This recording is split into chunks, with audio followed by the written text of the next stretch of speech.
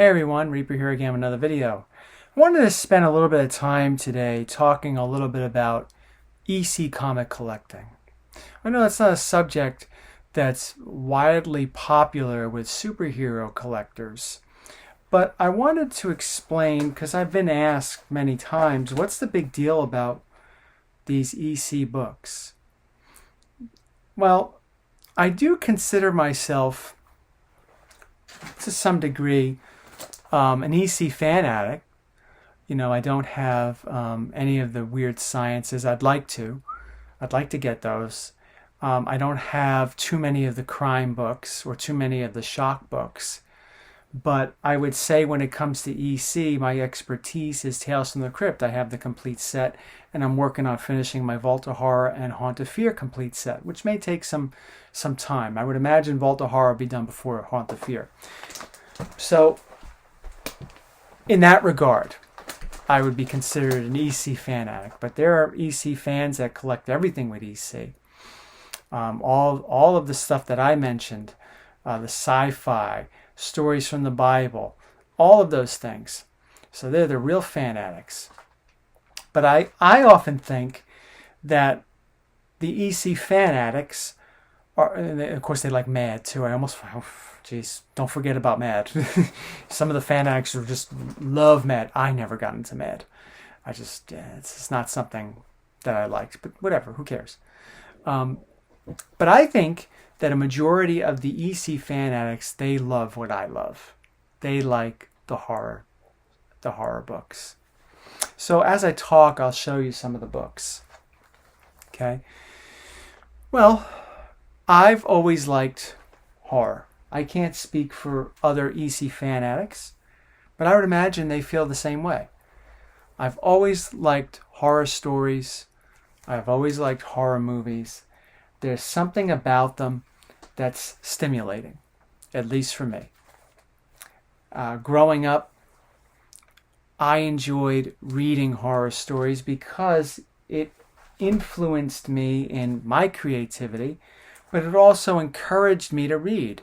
I was never much of a reader when I was younger. I had trouble reading at times.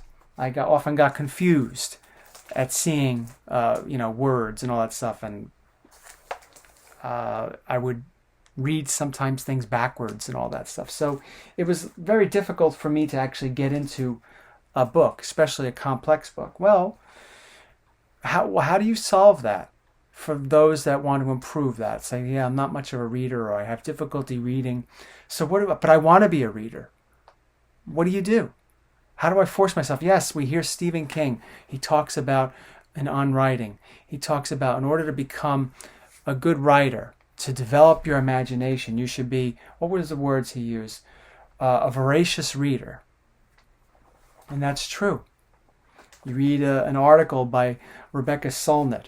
She talks about all the 10 things that how to become a good writer. And one of them in there, mixed in there somewhere, is you have to be a reader. So you want to improve. You want to improve your reading. So what do? Both of those individuals and others mentioned that you have to start reading things you like. Now, when we're in school, we're not always given that option. You're not always given the option about reading something you like. But occasionally, something would come up when I was in school that I looked forward to reading or I thoroughly enjoyed. And I enjoyed the Greek myths, even though they were written horribly. But I enjoyed the stories. I enjoyed the characters, these larger-than-life characters, which is probably one of the things that fueled my interest in comic books, right? Eventually, I liked superheroes. I like superheroes, too, so that probably contributed. But one of the things that, one of the writers that I really liked to read, that I had interest in, was Edgar Allan Poe. And I was introduced to him through The Raven, which was pretty good. But what made me an Edgar Allan Poe fan was The Cast of Amontillado. The terrifying ordeal of being buried alive. And it was just so vivid and so gothic, because it was gothic horror. And it drew me in. So naturally, I gravitated toward horror. And that eventually translated into films, both good and crappy horror films, and it went to comics. And that's how I found Tales from the Crypt on HBO, and I traveled to the comics. So that was really why I like horror so much. Now, I can't speak for other EC fan addicts on how they got where they're at, but I would imagine we have similar backgrounds. Okay? And I think sometimes, and I don't want to come off as elitist, because that's one of the things I hate, and that's not what I mean, but I think that sometimes superhero fans, although they may have similar paths in which drew them to reading comics or maybe drawing comics and writing fan fiction about comics and all that stuff, all that's good. They might have similar stories. But the EC fan addicts are really, from my experience, my own personal experience, and chatting with some, they're really into their books. They're not necessarily into the books like, oh, this is going to be a flip for me. Some are. You have that in all categories. But I think more so with the EC fans, when it comes to their Tales from the Crypt collection or their Haunt of Fear collection, these are books that really don't move out of their collections. They really don't. As difference with superheroes. And, there are many different reasons why. Okay? But I think the main reason is because that EC fan addicts, they really are passionate about these books, about these classic books.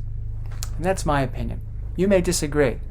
Some EC fan addicts may disagree, and that's fine. But that's just what I feel. Because when I look at a superhero book, which I love, don't get me wrong, it's not, I don't think superhero collecting's inferior, like coming off as an elite EC fan addict. I would dislike that elite AC fan addict just as much as I would dislike the elite superhero. I have to collect every book in a run fan out there. I have no use for them. You collect what you like, right? But I would say that a lot of the reason, some of the main reasons why EC fans stay with EC so much, and I would say more than superhero books, and I would say even more than other pre-code horror books, is because not only is the artwork memorable. EC has had some of the best artists, and again, superheroes have had that too. But at that short span of time, that 5 years, EC Comics had some of the greatest artists. You had Wally Wood, you had Johnny Craig here, you had George Evans, Jack Davis, Graham Ingalls, Joe Orlando, the list goes on. Al Feldstein. The list goes on. And fan addicts are probably angry that I mentioned some others. Jack Kamen, right? George Russos. Okay. It's not only the artwork, but the stories were good too, and the stories were funny. And I mentioned this in a previous video, where there was this one story. There are many stories like this where the character decides to do something bad and justifies it. And the way the character is drawn by Graham Ingalls, the character is batshit crazy. And he's making such a weird, crazy face. It's funny. And a lot of people don't realize there's a lot of humor. Here's the crown jewel. There's a lot of humor in these stories. A lot of it's subtle, but that's what makes them timeless. And that's one of the main reasons why I would say EC's a big deal. That is the big deal with EC books. It's like a perfect storm. You have such great artwork, consistently good stories that sometimes don't insult your intelligence, because they were, even though kids bought them and the creators and the artists knew, creators, writers, same thing, they knew that kids would buy them. They were really trying to go for some more adult stories.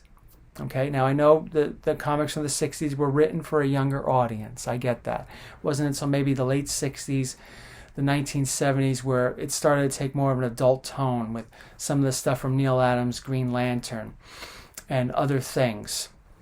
I get that. But I think that's one of the reasons why EC is a little more timeless. Sure, in the 60s superheroes, we all want those books. We all want the first Avengers and X-Men. And yeah, of course. But a lot of those stories don't really hold up against EC. And as fan addicts, I think we just love the stories so much. We like revisiting them, and we just love our artists and all the other creators that help put it together.